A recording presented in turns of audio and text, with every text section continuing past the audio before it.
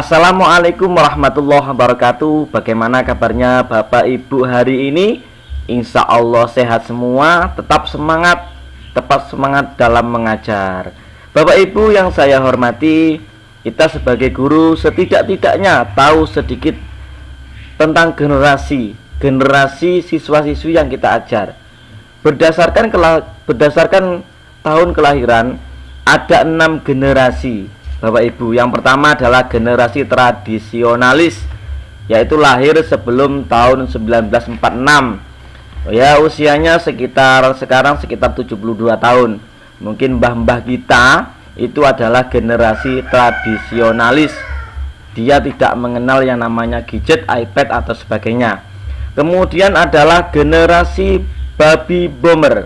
Kenapa generasi ini dikatakan baby boomer? Karena pada masa ini terjadi ledakan bayi, perkembangan sangat pesat. Karena pada tahun ini antara 1946 sampai 64 ini Indonesia sudah merdeka. Nah, sekarang usianya sekitar 54 sampai 72 tahun. Ini adalah generasi boomer. Kemudian ada generasi X, yaitu kelahiran antara tahun 65 sampai 76. Sekarang umurnya antara 42 tahun sampai 53. Bapak Ibu, kalau umurnya sekarang 45 atau 50, maka jenengan termasuk generasi X. Kemudian adalah generasi Z, atau kita kenal dengan generasi milenial, yaitu kelahiran 77 tahun 77 sampai 97. Saat ini umurnya antara 21 tahun sampai 41 tahun. Ini adalah generasi saya ini termasuk generasi milenial atau generasi Y. Kemudian di atasnya lagi adalah generasi Z, yaitu siswa yang lahir antara tahun 98 sampai tahun 2010, antara umur 8 tahun sampai 20 tahun. Jadi siswa-siswi kita saat ini yang mungkin kelas 4, 5, 6 adalah termasuk generasi Z. Nah, kemudian yang terakhir adalah generasi alfa. Ini siswa-siswi yang lahir antara tahun 2011 sampai 2024. Bukan 2020 tapi 2024. Yaitu antara kelahiran 7 tahun. Mungkin kita yang baru punya anak, yang baru mempunyai anak umur antara 6-5 tahun, mungkin usia TK, ini adalah anak generasi alfa.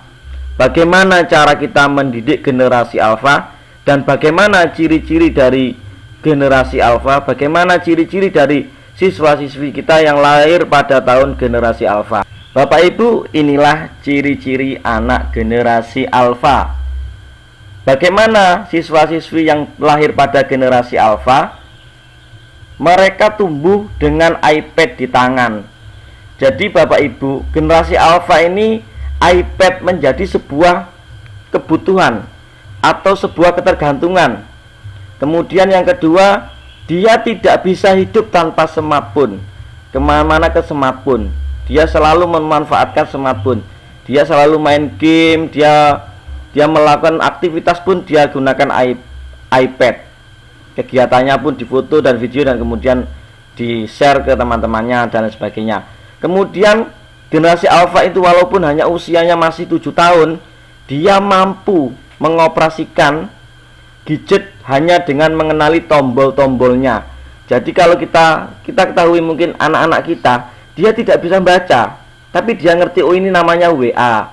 Ketika kita mencari, kita ini nelpon ibunya, dia tekan tombol WA dan dicari situ ada fotonya ibunya, kemudian dia menelpon. Begitu canggihnya anak generasi alfa ini.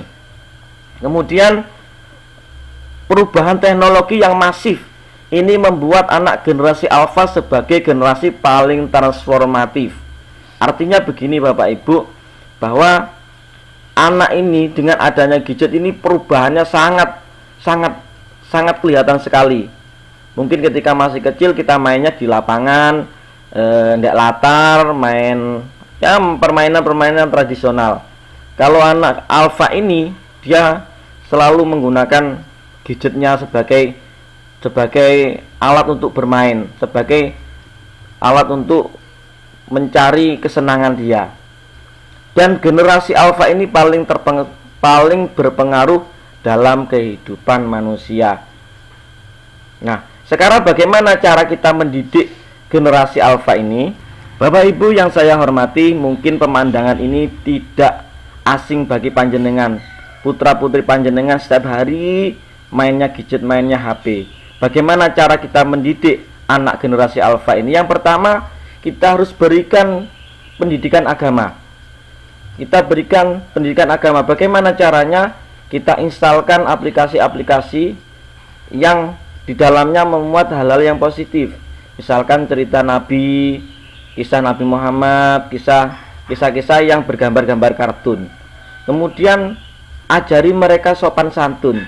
Karena anak alfa ini berdasarkan penelitian dia menjadi anak yang apatis. Artinya ketika dia dipanggil, mungkin bapak ibu sering merasakan ketika anak melihat HP dipanggil Mbak Ii, Mbak Iza, dia respon apa tidak? Dia tidak langsung respon. Tapi ketika kamu begini, tak ambil nanti HP-nya, dia langsung jawab, iya ma, iya pa, iya abi. Kenapa?